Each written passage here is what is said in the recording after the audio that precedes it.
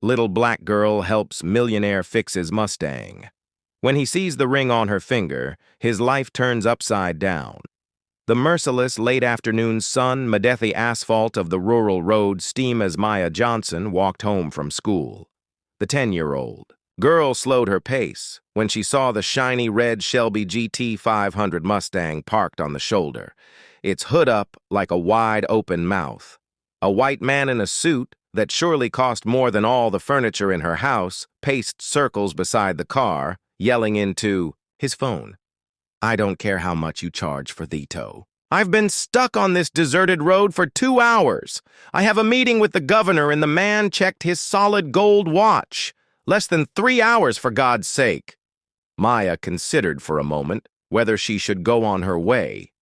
Her Aunt Renee always told her not to talk to strangers, especially those who seemed so obviously out of place in a humble rural area where they lived, a predominantly black community 2 hours from Boston. But something about they man's desperate frustration made her stop. Maya adjusted the weight of the worn backpack where she carried her books, and more importantly, the small tool kit her Uncle Leon had given her, a mechanic who insisted that everyone should know at least the basics about engines. "Excuse me, sir," Maya called, approaching cautiously. "Need some help with your car?" Andrew Whitaker, CEO of Whitaker Enterprises and owner of half of Boston's commercial real estate, turned in surprise. The irritation on his face quickly turned to condescension when he saw the small figure with colorful braids, faded shorts, and a mighty t-shirt that was clearly too big for her. "That's very kind of you, sweetheart, but this is a high-performance vehicle. I need a real mechanic." Maya shrugged, stepping closer to peer under the hood. "My uncle has a garage and has been teaching me about cars since I learned to walk. I can at least take a look." Before Andrew could protest, she had already dropped her backpack on the ground and was leaning over the engine with surprising confidence. "When did the problem start?" she asked, all professional.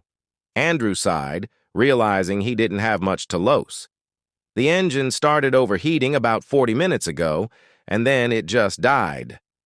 "Did you smell anything sweet like syrup?" Andrew blinked, surprised. "Yes, now that you mention it." "How did you know?" "Cooling system." Ma pointed to a small puddle under the car that Andrew hadn't even noticed. "It's leaking coolant. That's why it overheated." As she spoke, Andrew watched the girl with growing curiosity.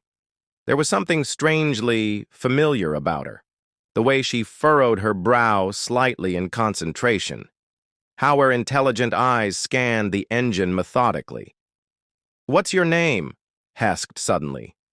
"Maya. Maya Johnson." She held out her hand, stained with grease from the inspection. He shook it hesitantly. "Andrew Whitaker." "Nice to meet you, Mr. Whitaker. I think I can fix this temporarily."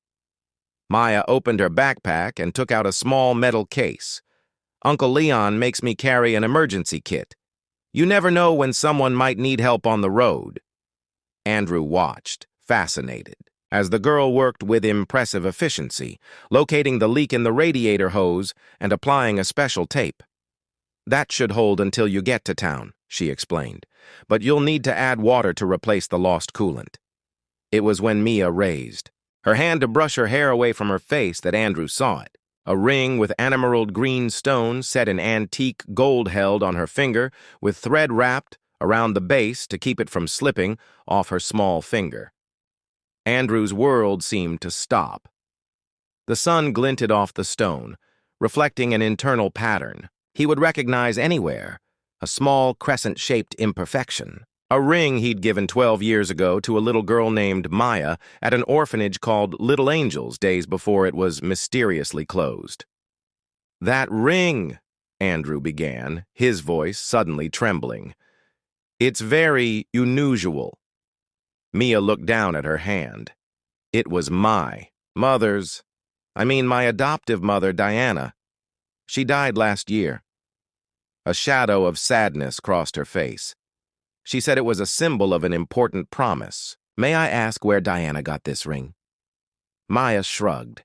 "She never told me exactly. She just said it belonged to someone special and that one day I would understand its meaning. Andrew tried to pull himself together, offering to drive Maya home as a thank. You. She hesitated only briefly before accepting. During the 15-minute drive, Andrew asked seemingly casual questions about her life, where she went to school, how long she had lived there, who she had lived with since her adoptive mother had died. "Live with my Aunt Renee and Uncle Leon," Mir explained. "They took me in when Diana died." "Have you always lived here?" Andrew asked, trying to keep his voice casual as he gripped the steering wheel tightly since I was 3. Before that, Maya hesitated. Diana didn't talk about it much. "I know I was adopted from an orphanage called Little Angels. It closed soon after." Andrew almost lost control of the car. "Little Angels? Are you sure?" "Yes.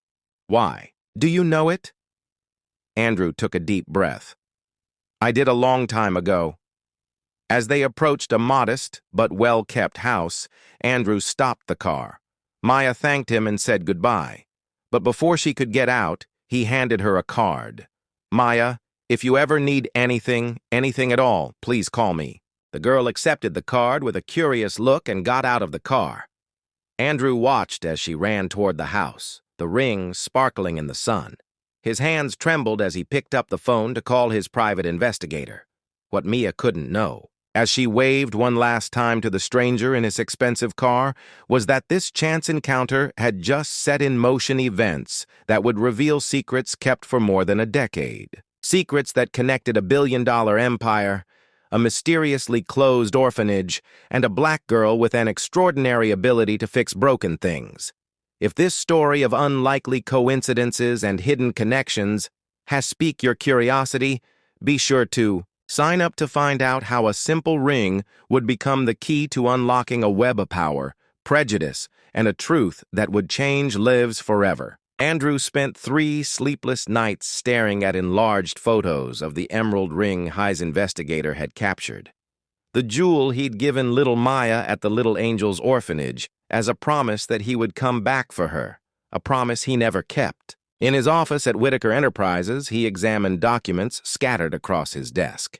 12 years ago, his father, Howard Whitaker, had bought the Little Angels property for a fraction of its value, citing financial irregularities.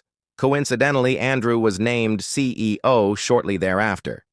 "Mr. Whitaker, Mr. Evans from Legal, is here with the Horizon Project documents," his assistant announced. The Horizon Project, a luxury complex under construction on the very site where the orphanage had once stood. Andrew quickly tucked the reports away before Evans entered. "The Little Angels acquisition documents are here," Evans said, "although I don't understand why we're revisiting old business. Your father was quite specific about keeping these documents on file." "My father is retired in Florida," Andrew replied drily, "and I run the company now." Ash examined the documents. Andrew discovered suspicious bank transfers and, more disturbingly, a list of children who'd been reallocated when the orphanage closed. Maya Johnson's name was circled in red with a note special. "Case. Contact HW," his investigator Ramirez called with news. "I found Diana Johnson. Car accident last year. Brakes failed. Suspicious circumstances." "What about the adoption records?" "Missing officially. Maya Johnson never existed at Little Angels. Find out everything you can about her current family," Andrew ordered. Meanwhile, Maya was working in the small workshop behind her aunt and uncle's house. The place was her refuge, tools organized on the walls, the comforting smell of oil and grease. "Did you manage to fix the old radio?" Leon asked, entering the workshop. Maya smiled, lifting the 1950s radio. "I did it. Just had to reconnect a few wires." Leon affectionately ruffled his niece's braids. "You have a gift, girl. I've never seen anyone understand machines like you. Uncle, do you think my mom would be proud? Diana was so proud of you.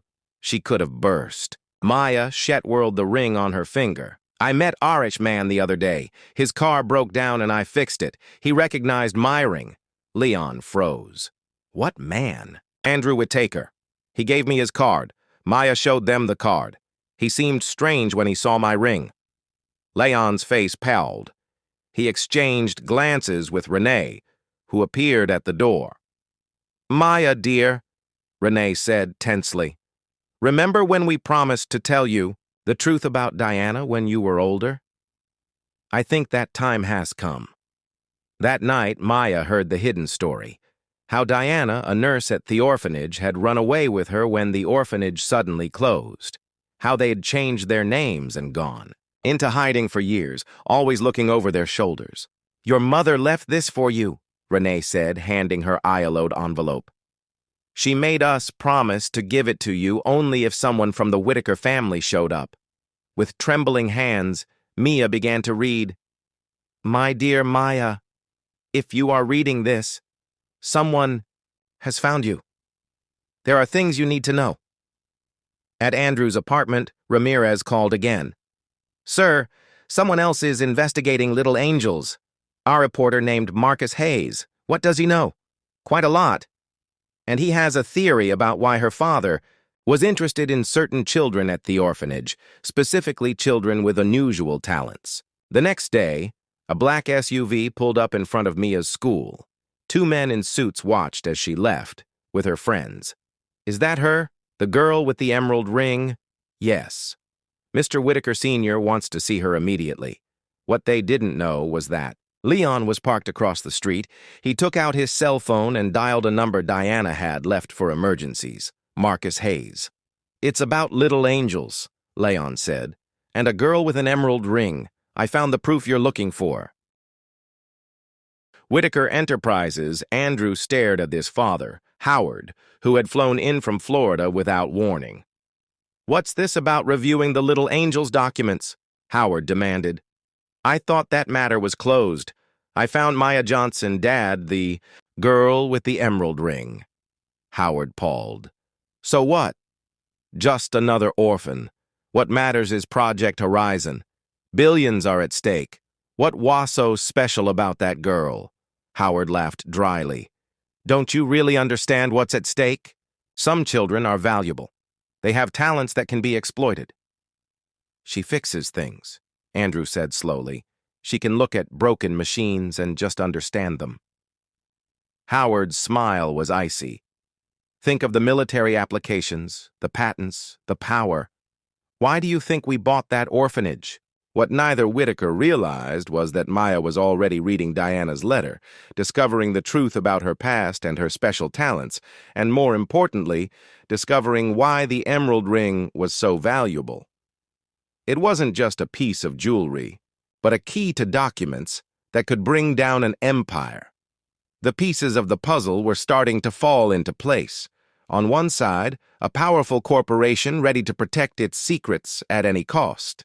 On the other, a 10-year-old girl with an extraordinary talent and adhering worth far more than its weight in emeralds.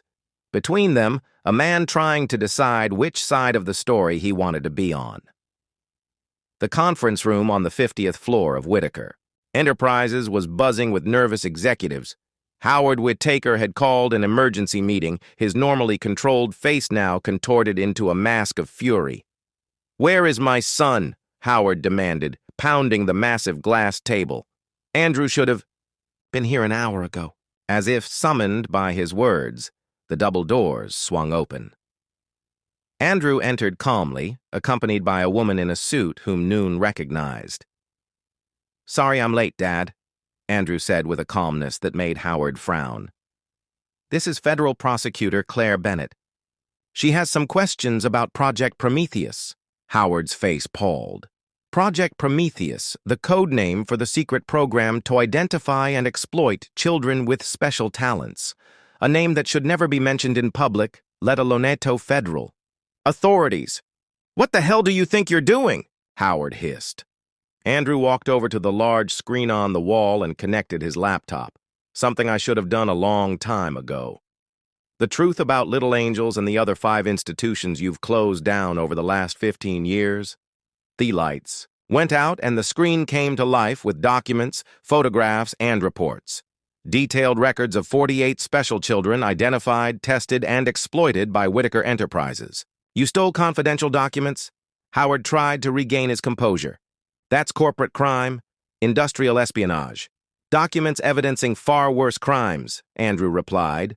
Unauthorized experiments on minors, falsification of adoption records, bribery of public officials, intimidation of witnesses. A video began playing on the screen. Security footage from 12 years ago. A young nurse whom Andrew now knew to be Diana Johnson fleeing in the middle of the night with a child in her arms. Next, a clip of Howard instructing security guards, "Find her. The girl has significant military potential. We can't lose her." 3 Little Angels employees died in accidents in the weeks that followed. Andrew continued relentlessly, including Diana's brother, who had started asking questions. "You have no idea of the implications," Howard began, but was cut off when the doors swung open again. Mia Johnson entered, accompanied by Uncle Leon and a man carrying a professional camera, Marcus. "Hayes of the Boston Globe." "Maya," Andrew said softly. "You didn't have to come?" "Yes, I did," she replied with surprising dignity for someone so young. "Diana always said that one day I would have to face the men who made us run." Howard looked at the girl, his expression shifting from shock to cold calculation. "So, you're the prodigious Project 17. I didn't imagine you'd be so small." "And you're the man who killed my mother," Maya replied, her gaze unflinching. "Her brakes didn't fail by accident, did they?" Howard smiled, regaining his confidence. "Proving anything would be impossible. And you're forgetting who I am. One phone call and all of this disappears." That's when Maya opened her backpack and took out the emerald ring. With deft fingers, she turned the stone, revealing a secret compartment. From inside, she took out a tiny device. "Diana was smarter than you thought," she said. "This is a storage device," she hid in the ring. "It contains backup copies of all the Little Angels records, including recordings of your meetings with military doctors about harnessing children with enhanced cognitive abilities for strategic applications." Howard Whitaker, for the first time in his life, was speechless. "This is being broadcast live right now," Marcus Hayes explained, pointing to his camera. "To our studio and directly to social media platforms. Over 10,000 people are already watching." Andrew walked over to his father, keeping his voice low. "It's over. The prosecutor has a deal for me, full cooperation in exchange for immunity. As for you, well, we'll let a jury decide." As federal agents entered the room to arrest Howard Whitaker, Maya approached the man who had destroyed so many lives. "Mother taught me that broken machines can be fixed," she said calmly. "But broken people need to fix themselves. I hope you get that chance in prison." Howard was led away, his empire crumbling live for the world to see. In the days that followed, Whitaker Enterprises' stock plummeted. It was in the ability to make a difference in other people's lives. That evening, as the sun set over the Johnson Center, a new sign was unveiled at the entrance. "Every talent deserves to flourish. Every child deserves freedom." It was a promise for the future built on the ashes of a past they refused to repeat. If this story of justice, resilience, and transformation touched your heart, be sure to subscribe to the channel for more stories about how small acts of courage can change entire systems, and how true reparation isn't just about punishing evil, but about building something better in its case.